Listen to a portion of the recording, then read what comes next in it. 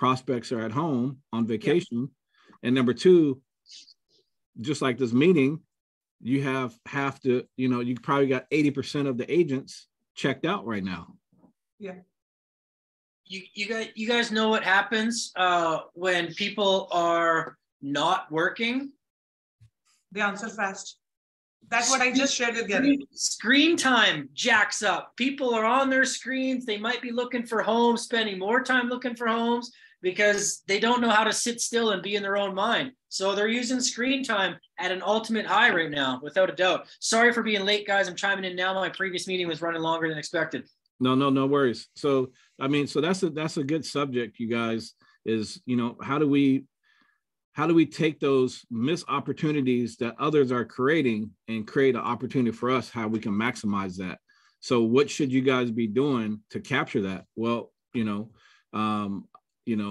as far as ISAs go, they're making phone calls, they're doubling down, they're hitting the phones hard.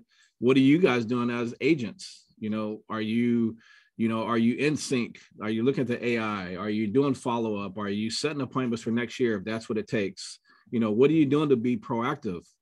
What are you doing for the new prospects? There's clients out there that aren't being serviced by other systems, right? And they might just poke their head in our system to kind of see what's going on. Are you jumping on those right away? I mean, there's all kind of opportunities. If we really dissect the profile, like Jared says, this is where social media, everybody's on social media, seeing what's going on. Are you posting listings on social media? Are you doing, you know what I mean? How do you maximize those opportunities, right? And so you really got to capture that. And so if you're going to work, during the holiday seasons, like you guys are doing now, work smart, work smart. Make an opportunity out of something that someone created a missed opportunity. Take advantage of that. So you guys, let's brainstorm. So what are some other ways that we can do that? Jared, Jennifer, Topeka. I think that Christmas is a good opportunity too to just send something to potential buyers that you've contacted in the past. Mm-hmm. Yep. So I have a whole list together. I'm going to send out an email card thing to all my previous clients from my old brokerage. Yep. And then I have 2 listing appointments set for right after the new year. So hopefully they go well as well. Nice. Yeah. And that's for and that's just taking advantage of that downtime and reaching out. Yeah, that's what I've been doing because I have a toddler too, and it's getting slow now. School's almost done for my kids, so I've just been basically at home, spending a lot more time on my computer, following up with clients, seeing if they're still interested, what they're looking for, just retouching. And some of them are like, yeah, update my auto email, or no, we found a place. So it's a lot of that. I've been doing the cold contacting. Right. No, which is awesome, right? Yeah. You're kind of filtering through your system, seeing what's hot, what's not, what you need to incubate with. I mean, and you'll be surprised if you do that for the rest of the year. You'll be surprised how much business you turn over just by making those efforts. Right. And then I also had a listing not long ago, and I used a lot of the potential buyers that place wasn't right for, that I've actually been showing places to as well, and using them and getting new clients that way as well. Yeah. Good job, Jennifer. Good job. Love it. I love it. Topeka, what do you got? What do you think? Yeah, I just shared that with you, and I agree. I'm glad that Jared also had noticed the same thing. I think being in touch, not show too much, pushing our clients, but just sending them a greeting. Or the people who have recently viewed the property, we can just, have a text conversation. Hi, everything is doing, is any property if you like, I'm there, so that they know I'm also available during this vacation time. I personally find that people have a little more time because they are less work pressure during this time. And especially they plan their day. So there will be an opportunity where they can discuss their future plans with us, right? Yeah. Yeah. Especially the people who have showed interest either by visiting the properties frequently on the website, or they connected with us in the recent past. Okay. I'm not sure on the new deals though, but for the existing one for sure. Yeah. So you said a key word that I want to capitalize on, and I want to kind of change your perspective on it, and then I'm gonna give Jared the mic to kind of reinforce me on this, but you said the word push. You don't want to push your clients. So one of the things that you have to be mindful of, if there's a certain way you could ask for the business, but not be pushy. Like if I said, hey, let's go look at homes, let's go look at homes right now. Let's go look at homes tomorrow, right? If that person's not ready, they can perceive that as being pushy, right? Yeah. But there's ways that Jared words things, there's ways that I word things that aren't pushy at all. It's like, yeah, no, I just discussed that with you. But I just want to say, yeah, a reminder to everybody that just like what Alicia does is, hey, if you were to go look at properties, when would that be? Or hey, if you were to buy a property, where would you go next? There's ways you can ask that to find out the time and motivation without being pushy. Okay. So I just want to make that clear that this is a time to be aggressive, because anybody that raises their hands and shows any indicators of buying or selling are serious. Yeah. Right. And you can always get the process started now and then, resume it after the holidays. What I mean by getting it now is getting a listing agreement signed, or getting a buyer agency agreement signed, or going over their house of unit and seeing what they need to do to get it prepared for listing. Okay. We may not have to go live and active, but we can get those things in place. Right. So I want you guys to really go in aggressive. Okay. This is the time to be aggressive right now. And then if that doesn't work, like we always say, fall back into the client care services mode. Continue using the website. I'll continue, sending you properties. Oh, by the way, how's the properties that I've been sending you? How have they been? Whether we want to change something. Right. Okay. So you get it. So I just want to do a recap on that. But this is a time to really turn that aggressive mode on and just still come from a posture of contribution, but still go for the close. Yeah, you're right. That aggressive from our end, for the client, it should be a very generous connection where they feel that, we are throwing the open-ended question and they come forward. Right. So that it's kind of pulling them towards us. I understand. Right. Yeah. Yeah. Okay. Cool. What up, Kamar? Hey, Gary, how are you? I'm doing good. How's everything going with you? Not too bad. I actually joined my work back again. So a little bit busy with my full-time job. Okay. But this is the time, as you mentioned, we have to be a little aggressive with the follow-ups and all those things. Yeah. Because there's people out there that they want to buy a house before the new year, or at least get in the contract. There's still people want to sell a house before the new year, or at least get a contract going. So don't be misled that there's nobody out there doing business right now. Okay. Actually, when I was an agent, just to tell you a story, when I was an agent, I think it was probably 2016, the last time I was a frontline agent. My highest month was November, December. And guess why it was my highest month? Other agents slow on this period? Guess why it was my highest month? Because what I did every day is I prospect from 2 to 4 hours a day, making phone calls and setting appointments. And what I found is, there's a lot of motivated buyers or sellers out there that want to buy or sell their home or do both, and do it before the holidays and be in their house by Christmas or by the new year, setting up and starting a new year in a new property, right? There's a lot of people like that out there, okay? And this was back when, maybe it was before 2016, but I had my house that I was selling was a short sale. And then the offer that we accepted on another property was contingent on a short sale. And then I had another client, same thing. So I had 4 properties, and then I had just a miscellaneous buyer. So I closed 5 deals, and they're all big, like $1 million, $1.2 million, 900,000. And they all closed in December. And so, it could be done. And I did a short sale and a contingency deal. And I think we got in like a week before Christmas, and all my clients at that time were just so happy with me, right? Because they got in before Christmas and they got to celebrate Christmas in their house. So there's clients out there like that, you guys. So just keep that in mind. not, to add on to that, Gary, I've worked with investors in the past that literally would save their capital and they would wait until December to go out there and buy presents, and presents being their next projects, so that during the cold months, they can be going through all the bureaucracy, the red tape, getting approvals from the government about renovations. And then what happens? The snow melts. They already have all the government approval, and they can start digging on the ground, and they can launch that project just before summertime and capitalize on that.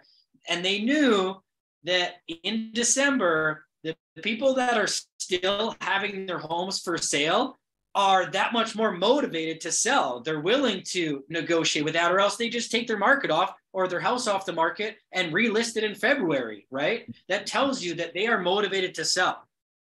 Yep. So a smart investor that I've worked with in the past would literally wait till the coldest, perceived slowest months to go out there and start buying a property. It's smart when you think about it. Yeah, absolutely. And then absolutely. And then what you do with that information, you guys, how do you repurpose what Jared just said? Because some investors don't think that way. So if you're dealing with investors, you repurpose that information and say, hey, a lot of investors that we work with, this is their strategy. How about we do this as well? Right? So now you create value by bringing something that Jared just displayed with a seasoned investor. Maybe you take that to another seasoned investor if they're not doing it, or a beginner investor, right? So you repurpose that information. Hey, you guys, here's what we've always been saying. If you're doing the same business like you've been doing in the past, you're going to hit some serious bumps and some ebbs and flows in your business. As this business shifts back to the normal, right? And there's going to be more competition because there's fewer prospects.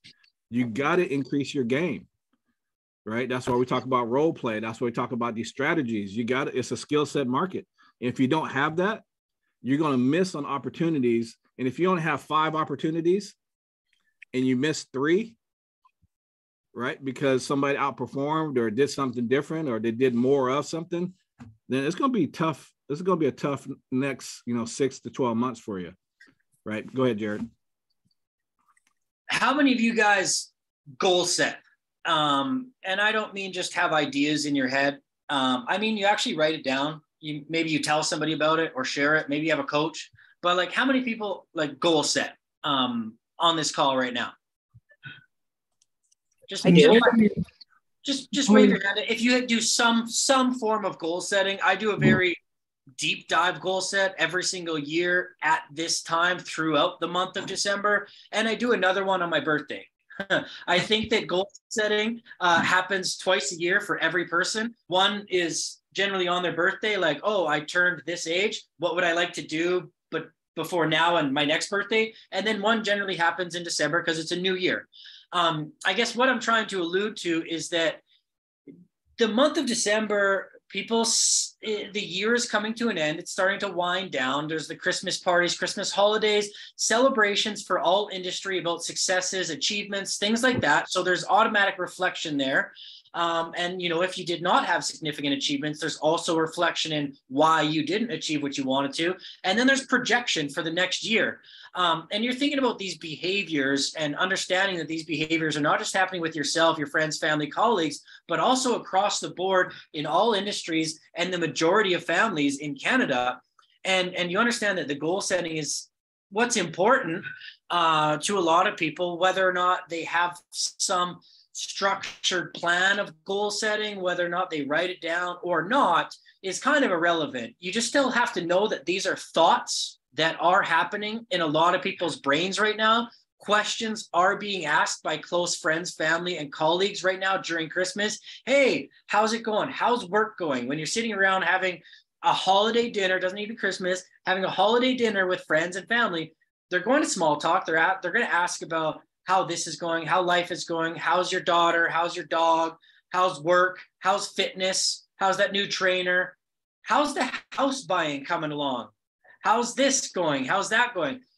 They're going to be asking those questions. So those of you that do do goal setting. I'm a big believer in goal setting. If you'd like some help with goal setting, if you'd like to goal set with myself, I have some booklets and some things I can send over to you. I'm happy to give you some of that time. But on top of that, how many of you guys have ever had a financial planner? When have you guys ever sat down and gone through a budget for yourselves, starting to allocate a certain amount of your money towards marketing or towards some sort of material advancement, or maybe a vacation or something along those lines? Now, if you're comfortable with goal setting, writing that stuff down in your own mind, which I think everybody should do, but that's another story. Another step would be to maybe goal set with somebody else. If you're comfortable with goal setting or financial advising, if you're in a real estate role and you are in the role of helping people understand that they need to put down money or save money towards a down payment on a house, I think that that's something that you should have as a skill set, is being able to have a conversation with a first-time buyer or an investor or somebody else about their financing and lay out exactly what needs to happen to set them up for success in a comfortable way. If they make X amount of money, they need X amount of money that gives them this size of home or whatever that might be. Because if you're able to position yourself again as a resource during this month of December and know and understand that a lot of these prospects or leads are thinking one way or another about their previous year, their upcoming goals, about the next year, maybe you can start having these text message or emails or conversations or videos, go out on social media. Hey guys, this is Deepika. This time of year is always exciting for me, not only for my own goals and looking at new year, but also because I get a lot of calls from my clients. And what I do during this time is I specifically allot some of my time to be open to my clients to start to forecast how we can get them into a home during this next year. Whatever that looks like for you, my name's Deepika. Give me a call. I'm happy to sit down, go through some of your financing, go through what needs to happen. And most importantly, find out how it would feel if you were a homeowner in the year 2023.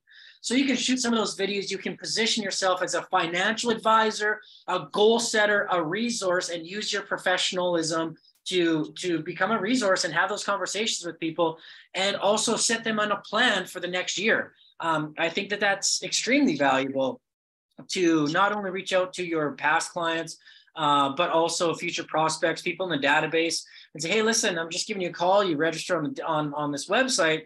It's this time of year where a lot of people are thinking about their goals. I'm curious, are your goals in the new year to become a homeowner or a first-time buyer? Are you looking to invest into a home? Do you have any goals when it comes to home ownership in the new year?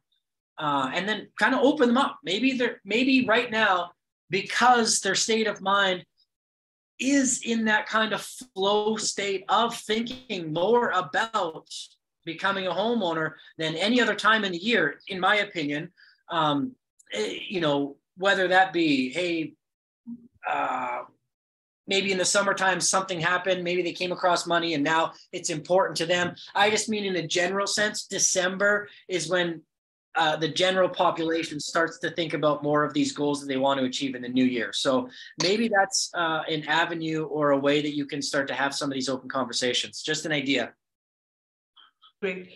Yeah, absolutely. So I'm gonna share my screen real quick, you guys, because just open up another conversation. I believe in goal setting as well, as you all know, and I think goal setting is a little bit more complex than just, like Jared said, writing down numbers, right? Most people think that goal setting is about, just this is how many deals I want to close. This is the average sales price.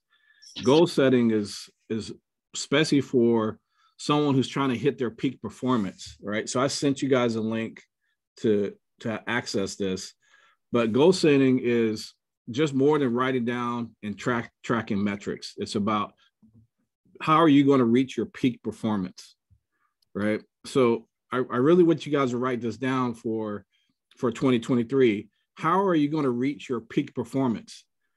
And to reach your peak performance, there's 3 areas that you have to be required to have peak performance in. That's mindset, skill set, tool set. Okay. Obviously, I believe that mindset is number one. And then your skill set is going to be based on your mindset. And then tool set, meaning, you know, all your tools and all your apps, you know, all your, you know, back end stuff. Right. And so, you know, and I call the P3, how do you initiate more action? How do you become more proactive? How do you enhance your performance, you know, which is skill set? How do you increase your production, right? So that's what I reflect to when I call P3. So I'll just stay right there. I won't go into detail, but I want you guys to watch this video and then get the document by texting. I think it's P3. You text P3 to a number, then you'll get this document. But that's the thing that I wanted to share with you guys when Jared said about goal setting. Goal setting is about, like Jared said, talking to someone else, being held accountable, working on all those areas that you have weaknesses in, and also strengthening the areas that you have, you know, is your strongest attributes, right? Because we always get stronger. So does anybody have any questions about peak performance and what does that mean? And if you guys want to set up, you know, one-on-one calls, watch all these videos too. Go ahead, Gary. I'll add something after. Yeah. And so this kind of explains, like, if you have peak performance, like if you have mindset and skill set that says missing tools to do the job. If you have mindset and tool set, you're missing skills to do the job. If you have skill set, tool set, you're missing the mindset to do the job. But if you have all three, you have peak performance. Okay. And this kind of breaks down what each one means and all that stuff. You guys know all that stuff. But I really believe in this, you guys. And this is where, you know, it starts with, you know, I was just having a conversation with Suhant before you guys jumped on. And I appreciate everybody jumping on because I didn't think we were going to have a good turnout.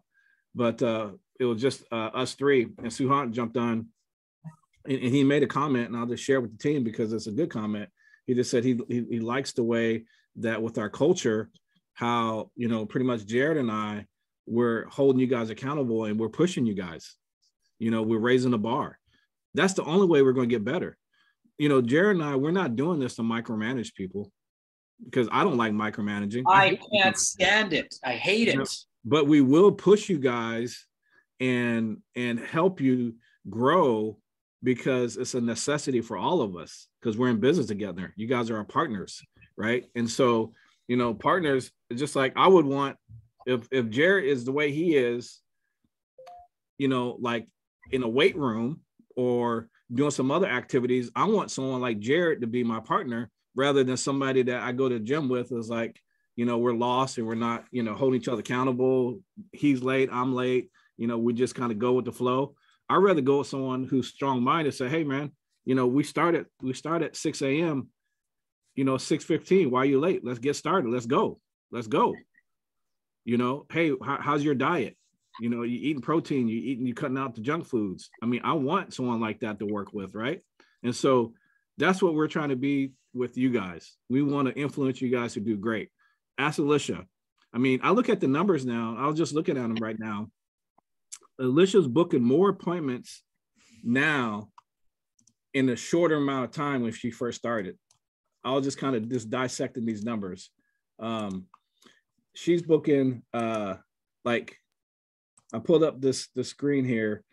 So when she first started, it took her 4,400 dials, 5,500 conversations, and only booked 6 appointments, right?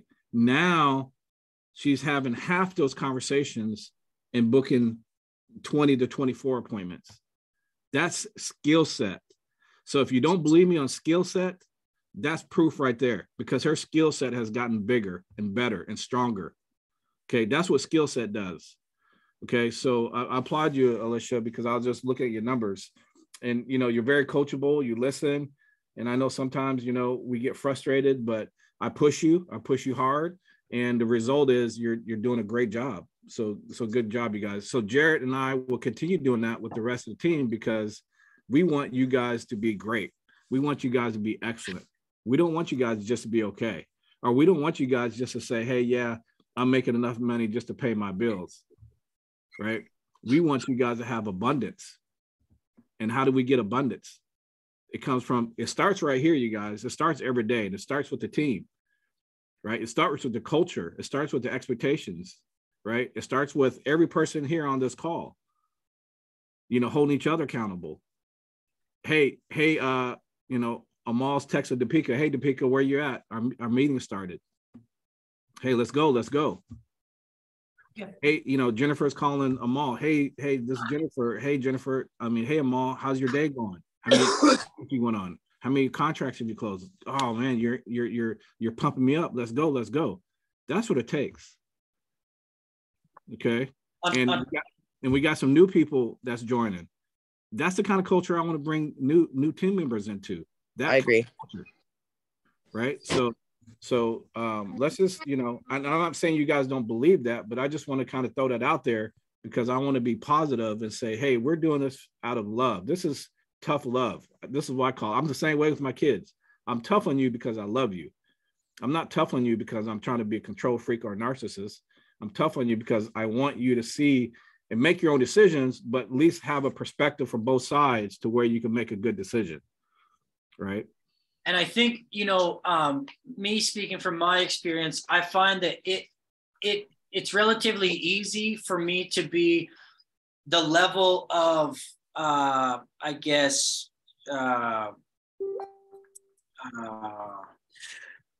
level of, urgency or what level of management I want to be, or how aggressive or assertive I want to be. That's a better word. The level of assertiveness I apply to a certain person, the easier it is for me to know that assertiveness is to understand what they want and what they have committed to, not me telling somebody what they need to do, or you need to make 50 phone calls, you need to do this.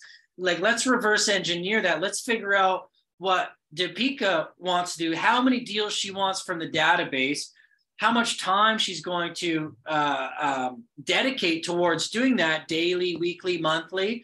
And then that's what she has told herself that she wants to do.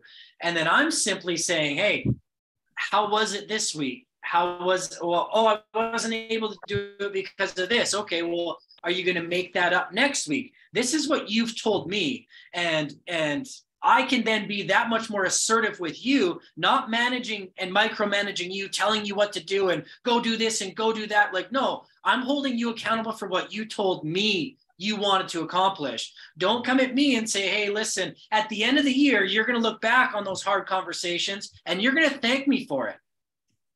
Or you're not. But at the end of the day, I'm going to look in the mirror and say, that wasn't my problem. That I wasn't the reason that you failed.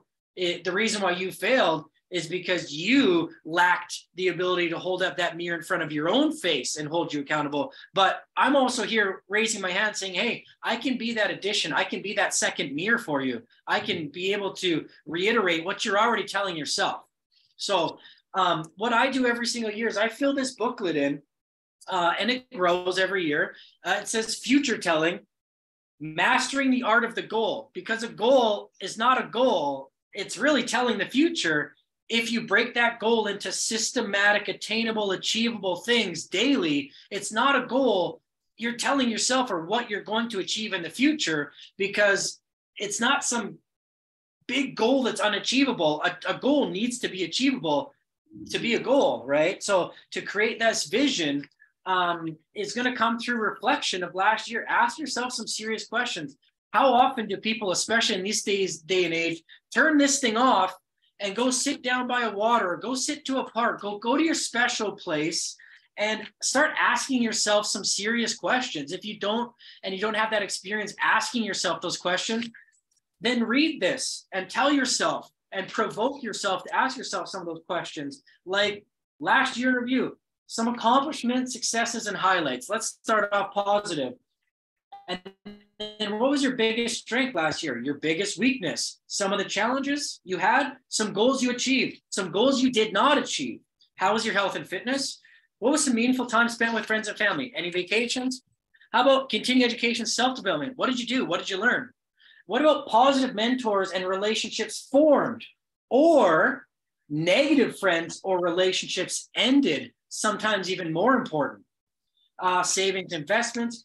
Rate yourself and review yourself on these things on a scale of 1 to 10. What 1 or 2 things you could have done more of or less of last year? Be honest. What has stopped you from attaining your goals in the past? Be honest. How is 2023 going to be different? There's some forced reflection, guys. Turn this thing off. Turn this thing on. You need to exercise your health and wellness just as much as you need to exercise your brain. Take control of your mind. Mind control can be an amazing thing. I read this quote today by Andrew Carnegie. Today, I am no longer cursed by poverty because today I took possession of my own mind. And that mind has yielded me every material thing I want and much more than I need. But this power of mind is a universal one, available to the humblest person as it is to the greatest. And the same power of mind is available to you. The only thing you need to do is practice and practice and practice. Get inside your mind. It's powerful. Here's something for the future now. What's your number 1 goal? What 3 areas will you improve on? The number of books you want to read or listen to, vacations to go on, continuing education, conference, courses, workshops, meaningful time spent with friends and family. Here's a key one for me. What are the 2 most important habits that you could either stop or start that would make the largest impact on attaining your goals in 2023? Now, those can be MMAs, money-making activities to do more of. For me, if I was a real estate agent, the one thing that I could do more of always in real estate would be to have my golden hours of prospecting. Nothing gets in my way. I have 90 minutes every single day to prospect, to make phone calls, to have conversations about real estate. And if I did those 90 minutes a day religiously, just like I went to church on Sunday or whatever you do, if I stuck to that every single day, and I managed my life, not time, because you can't manage time. It's just this thing we made up. It's not time management. It's life management. Manage your life. Book in those golden hours. For me, the one thing that could impact me in attaining my goals would be prospecting every single day. Imagine right now if you did that. If every one of you guys booked in 30 minutes a day, 60 minutes every day, 90 minutes every day to prospect, how would that impact you attaining your goals in 2023, financially or unfinancially, whatever that might be? Just think about that. And then at the end of it, you know, there's a question here, and it's serious. In all seriousness, do you think that anyone living the last year of their life ever thought to themselves, shit, I wish I would have watched more television, or I wish I would have spent more time staring at my damn phone? Or think about it, like, you only get one life that we know of. You know, if you cut out mindless activities by 50%, how would that impact you and the people around you, your children, your friends, your family?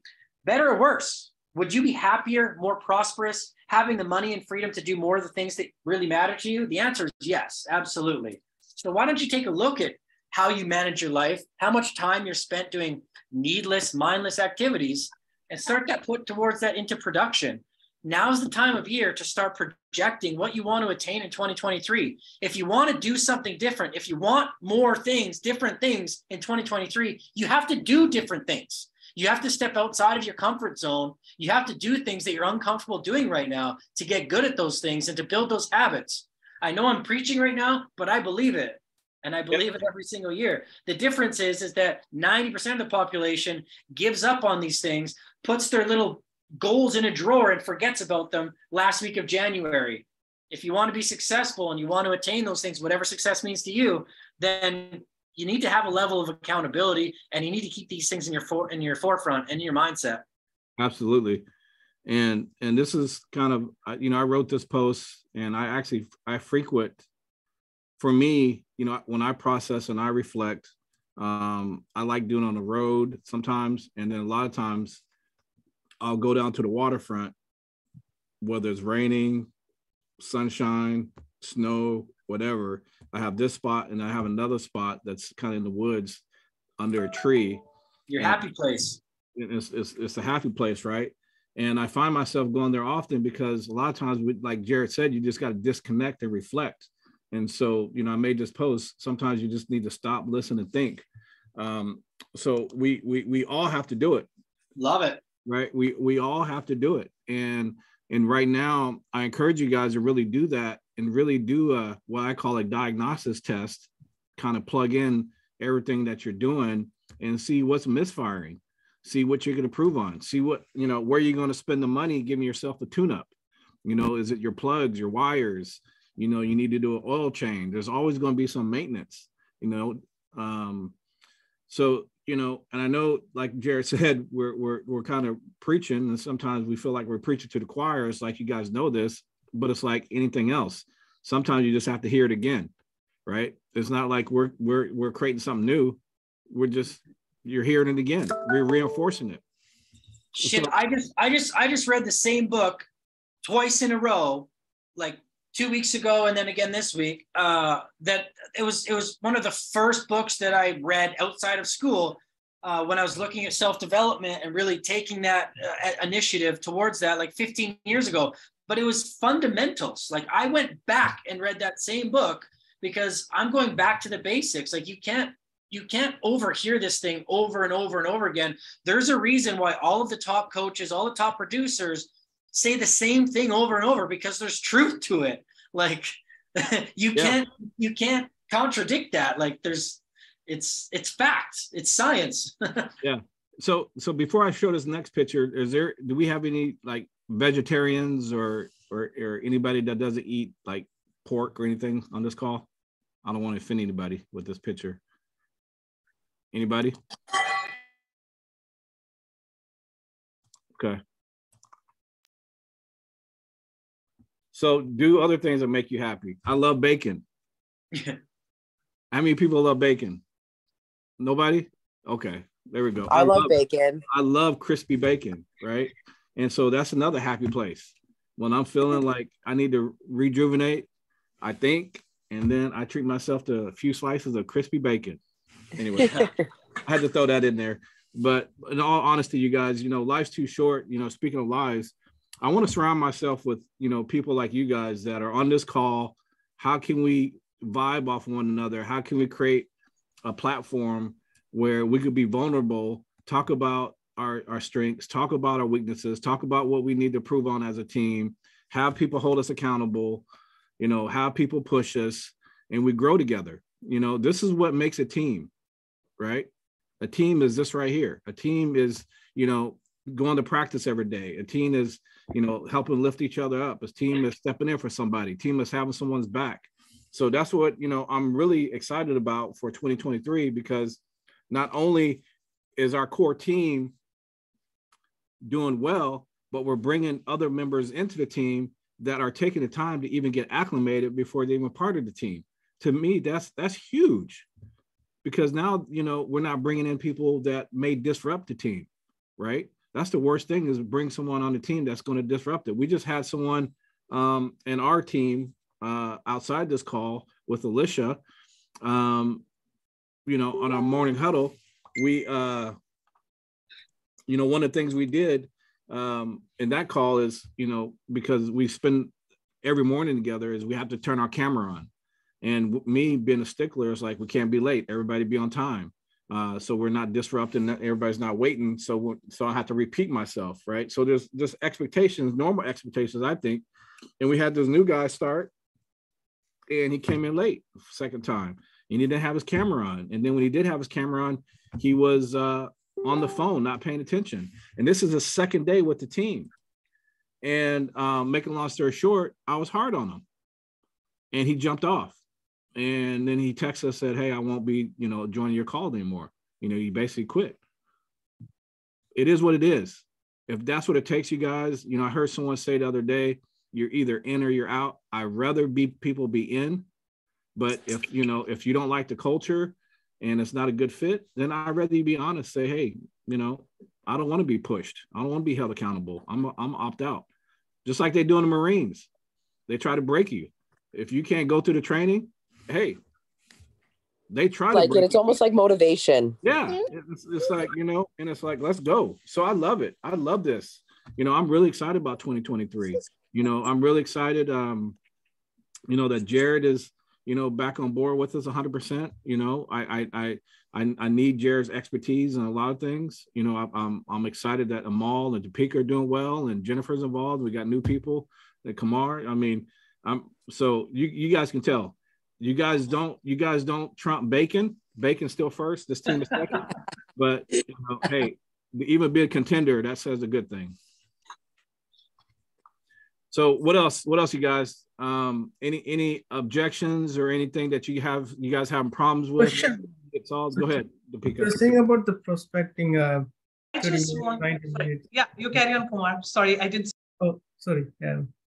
Yeah, like normally, who do we call the database, or we need to do the lead generation to get the leads to call them, something like Facebook ad? Well, I'm looking at the form. You've been approved through Alicia with the scripts and stuff, so you can go in the database and sync and call anybody that's not assigned to an agent, excluding. I mean, so you'll always see Jared's name on here because Jared runs that. So every contact is in his name.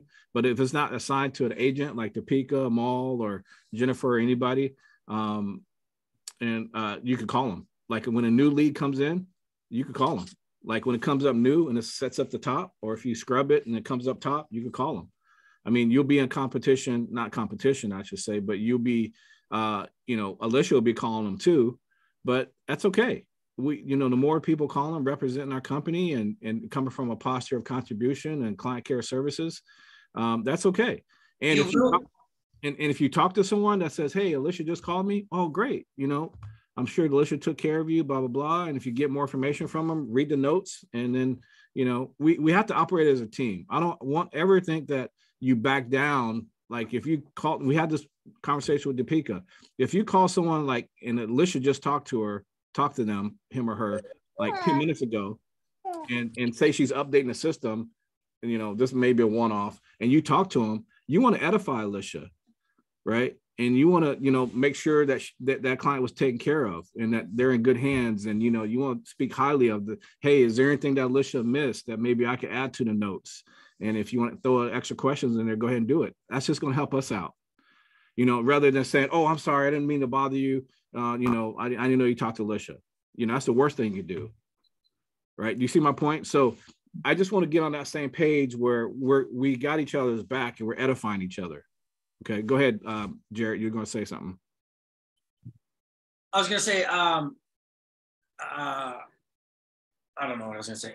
Okay. I think, yeah, you know, Alicia, yeah, you're not competing with Alicia. Alicia's here to support and to help, you know. In a perfect situation, I would love a competitive team where we're competing to contact that lead first. I think that is great behavior. I think that is a fun and exciting culture, you know, like, oh shit, Topeka called that one before I did, you know, again, she got it again. And she assigned it into her database. Like, I was going to call that one. I've had that culture before. And it was magnetic. It was pretty amazing to see and to feel. And yeah, you know, if you do contact that person before they get assigned to the database, oh, I just talked to another person from your team. Oh, who was that? Oh, that was Topeka. Oh yeah, she's great. You know, blah, blah, blah. Okay, see you later. Bye. And then call the next lead before Topeka does, before she adds her notes. Yeah, right. You know, that's a culture that I would love to have. Yeah. And if anybody on here wants to, you know, it's always good if we can get 1% better every week, if we can just add those tools into our toolbox about practicing the script. You don't have to be perfect at reading a script. You don't need to be Leonardo DiCaprio every time you make a phone call. You know, in 3 years, could you get to that point? Shit, yeah, that'd be amazing. But it's about practice right now. The biggest thing is being in control of your mind and your belief system to just say, you know what, I'm willing to take a risk. And at the end of the day, what's scarier to me? by not taking the risk and having somebody be rude or not achieving my goals at the end of the year. To me, what's scarier is to not achieve this. I'd rather have a few of those dents and get beat up a little bit along the way and know that at the end of the year I tried, right? So having some of those tools, those scripts that are proven effective, and then using the efficiency of the database to call in there and to make multiple calls in a day, through doing these daily habits, it's inevitable. Like, you don't have to be the perfect person on the phone. You don't have to think that you have the golden tongue, the gift of gab. The fact, I will take the turtle over the hare any day. The person that just goes through the paces and picks up the phone and does it, slowly but surely every single day, versus the person that overanalyzes the script and has to do it at the perfect time every single day and have the perfect call. I'll take this guy that just goes through the paces every single time, guy or girl. So, the biggest thing is using this database for its efficiency, and then using the tools as the script and practicing to become more effective at the efficiency of this database. That's really what it is, and that's efficiency and effectiveness is equal to your production, right? Have those two things in mind. Yeah, absolutely. Good stuff. Good stuff. Okay, so we got to wrap up here in a little bit, but before we wrap up, Deepika, I want to give you an opportunity to bring up your question. Thank you, Jared. I have a quick, tip. I want to have your opinion on that, because this is a time, or maybe I would say from now till Jan, and if we happen to be on call with investors who are unclear, one, because they are already own a property, and they through an open question, oh, how's the market? What do you think about the market? They're asking me, and at the same time they're saying, oh, I am thinking not to buy anything, not to do anything for the next 6 to 8 months. So I was just wanted to have your say, how we do mock talk. It's my favorite question. It's my favorite question. It is, because, a lot of people shy away from the question. It makes them feel uncomfortable. Like, when is the best time to buy? Or is it better to buy and sell, or sell and buy? Those questions that tend to make people uncomfortable are my favorite questions, because you can control that this way, this way, this way, this way, or this way. It doesn't matter. All you have to do is show them, well, that depends, like when somebody asks me a question that's like, is it a good time to buy? That's a yes or no question. But before I answer that question, I'm going to ask them a series of questions to find out whether it's the best time to buy for them. For them. Yeah, for them. Right. So when somebody says, so Deepika, how's the market? I'm thinking about waiting 6 to 8 months. Okay, that could be a good idea. But let me ask you a question. You're an investor. You're looking to buy the property. Are you looking to buy it and then flip it right away? Are you looking to a prehab, a rehab, a buy and sell? Or are you looking to buy and hold it? Hold it. Mm-hmm. Okay, buy and hold it. Okay. And are you looking to hold it over a long period of time, like 4 years, 5 years? Mm-hmm. Good question. That's a nice, Well, then my suggestion to you would be to get into the market right now. Right. And the reason being is because there's a low inventory, but there's also a very low competition, right? I can't control the future. I don't have a crystal ball, but I can tell you right now that there's some very motivated sellers in this market and this weather right now. Why don't we jump on a call and we can go through some of the homes that have been on market for X amount of days? They're probably looking to sell. And if they're still on the market during December, you can tell they're more motivated. Or else, Deepika, why wouldn't they take their listings off and list it in spring? And you know what your investor is going to say? Yeah, you're right. You're right. Mm-hmm. Well, you know what? If you're looking to sell this right away and to turn a quick profit, again, why don't we get into something right now? Go through all the bureaucracy of getting approvals for the renovations so that when the snow melts, you can start those renovations and sell it in what's perceived to be the peak market. And they're like, okay, you're right again. Now, if they're like, well, I think about waiting 6 or 7 months. Okay, tell them that same thing. And they're like, yeah, but interest rates. I think interest rates are going to go up. Yeah, they could, right? They could, which is even better to get in right now, to lock in a cheaper interest rate, right? What's that going to do to the housing market? Is that going to make it dip down? Is the average price going to go down? Yeah, it possibly could. But are you looking to hold this for a longer period of time? Are you looking to sell it? Why don't we do this? Why don't we look to, oh, I want to fix and flip it, do a renovation or a rehab. Okay. Well, what I would suggest is to hedge your bet. Why not look for a fix and flip, but also look for a great buy and hold? So in the event that the market shifts on you, and you are in a position where you have to sell, that's a bad investment decision. Would you agree, Mr. Investor? Yeah, that's probably a bad position to be in, to have to sell an investment, right?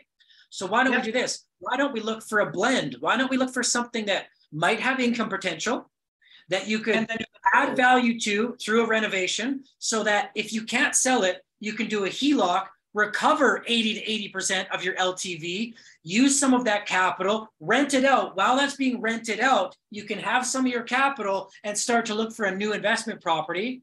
But why just have one strategy? In a market that could be volatile, why not educate your investor and say, hey, listen, there's a couple strategies here. Why don't we look for both? Now that investor is going to be like, yeah, that's a smart idea.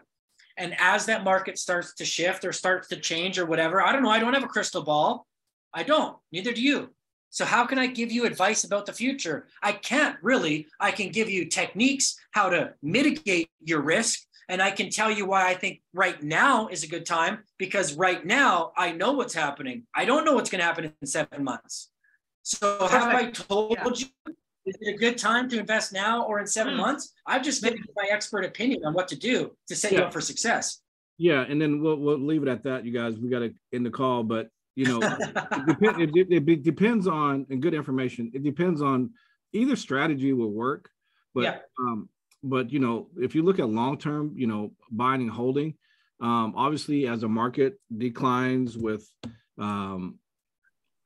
you know, the leases go up, so your cap rate should be able to go up, so your return on investment on the rentals should increase. You know, here in the US, you know, we're, you know, good investors are getting, you know, 8 to 10% cap rates, you know, which is a really good return on investment. However, the way they're doing that is just what Jared said. They may have had a good cap rate at 6%, okay, but then they come in and they may upgrade the wash and dryer, upgrade the carpet, upgrade the flooring, maybe put in a new kitchen, and they just increase the rent, and now their cap rate increased, right? But if they had to sell that property, they've already done the rehab, right? So you like Jared said, you have to create a vision, like where you have some backdrops where, hey, we may initially start out this way, but we may have to call audible and we may have to go this way. If you do it this way, you're protected both ways, right? So good information. Thank you. Okay, you guys. Well, we got to go. Love the call. Thanks, you guys. Have happy holiday. Hey, you guys call it Merry Christmas up there too, right? Okay. Yeah, Merry Christmas. Hope you have a great Christmas. Yeah, Merry Christmas, you guys. And, yeah, Merry Christmas, guys. You know, don't eat too much. Don't That's the best part. Yeah, well, okay. No. We'll eat all you Eat want a lot. Yeah, eat all you want to. And then stay out of trouble, and we'll talk to you guys next week. Thank you. Sounds good. Yeah. Bye. Thank Have you, a good everyone. Christmas, everyone. Bye-bye. Bye. Bye.